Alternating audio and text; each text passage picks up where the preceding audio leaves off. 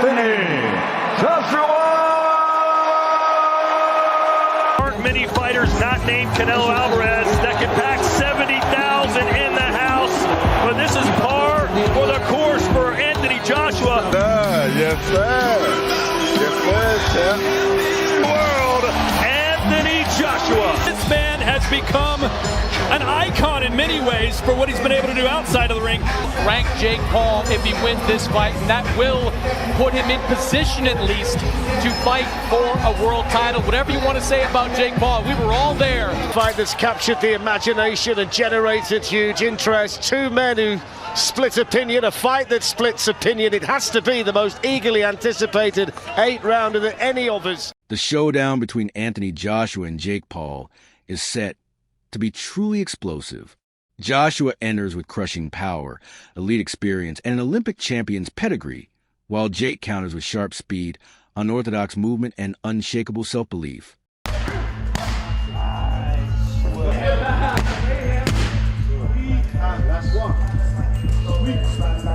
That's all right, though. Yeah, I know. Rock. They said no photos, Rock. Huh? They said no photos. Okay, we'll do that. Yeah. But this is what we signed up for, and he's very tall, but that means I can use my speed and my size. Analysts are split on the strategies, but all agree the opening rounds could be fireworks. With both fighters in top form, this clash stands out as one of the most compelling matchups on the horizon.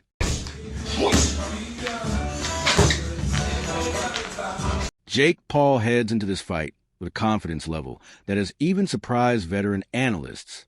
Recent commentary highlights how strongly he believes in his ability to meet the moment and secure a win.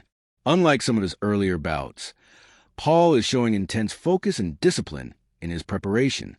Experts note that his mindset is playing a major role, reflecting not just physical readiness but real mental toughness. Rather than downplaying the challenge of facing a former heavyweight champion, he appears to be embracing it, seeing this as his chance to prove himself on a global stage. He's very big. I'm here to shock the world, inspire the next generation. We're in the Heat arena. I'm a big Heat fan. Miami's on fire. This is my first pro fight, was in Miami against Gibb. I'm bringing that same energy. DJ Flores, a respected boxing analyst and former pro, offers a far more cautious take.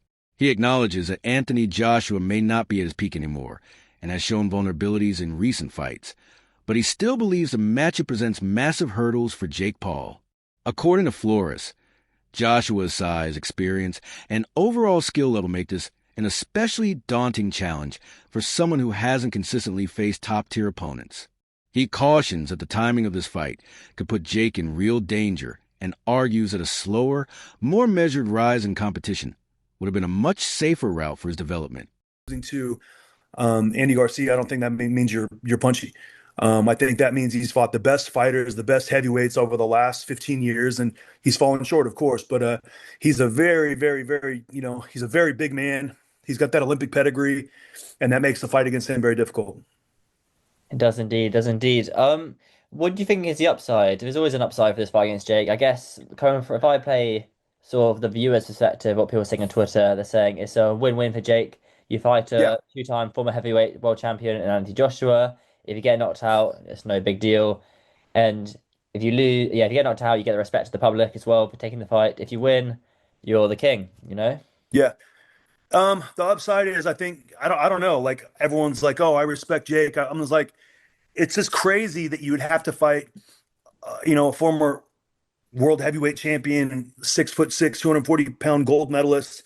That's the only way you get people's respect. Like, there's a lot of other ways. Like, and if you don't get everybody's respect, those people just don't really understand boxing. Like I said, I feel like this fight is a little early for Jake. Obviously, I would like to see him fight one heavyweight before this fight happened, at least one heavyweight, and then maybe see him, be in there with B, a guy world rated in any weight, cruiserweight, heavyweight, anything before you go in with a guy like Anthony Joshua.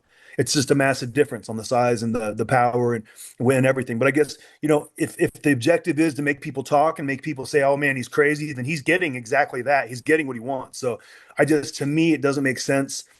This fight doesn't make sense to me at all, but I think would be there down the road.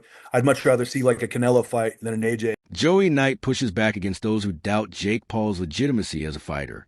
He points out that Paul carries real knockout power and has proven he can challenge professional opponents in genuinely competitive exchanges. Knight argues that this shows Paul is far more than a novelty act. His demonstrated power and growing skill set, Knight notes, give weight to Paul's belief that he can step in against Joshua with a legitimate chance to compete. Be smiling and frowning at the same time. You must be smiling because it's happening and you're getting a mega payday, but surely you must be frowning at the fact that this kid and others out there believe that he stands a chance of even beating you. And look, if the stars align, maybe Jake Paul could close his eyes, he could put his head down, he could throw a punch sent from the heavens and he could clip AJ on the chin with it. But even if he does, I'd put my money on it that it doesn't do anything. I don't think it does anything to Anthony Joshua, even if Jake Paul does manage to clip him, because Joshua's never been hard to hit anyway. But the difference between getting hit by a Jake Paul and getting hit by a Daniel Dubois is monumental. And even that is an understatement. And the difference for Jake Paul in getting hit by a Nate Diaz compared to an Anthony Joshua is ridiculous. It's ridiculous. What do you think AJ would do to Nate Diaz? What do you think AJ would do to Tommy Fury? Come to think about it, what do you think Francis Ngannou would do to Jake Paul? And look at how that went. So either way, what I'm saying here is quite simple. Right? Jake's style is very, very easy for Anthony Joshua to navigate. And that is even if the skill set between the two were on par. Because although he's getting better at them, Jake still makes many, many fundamental flaws. He leans over his front foot when he jabs, and that's a problem because when you do that, you're always going to have the potential to be countered. That's all for today's video. Stay tuned, and I'll catch you next time.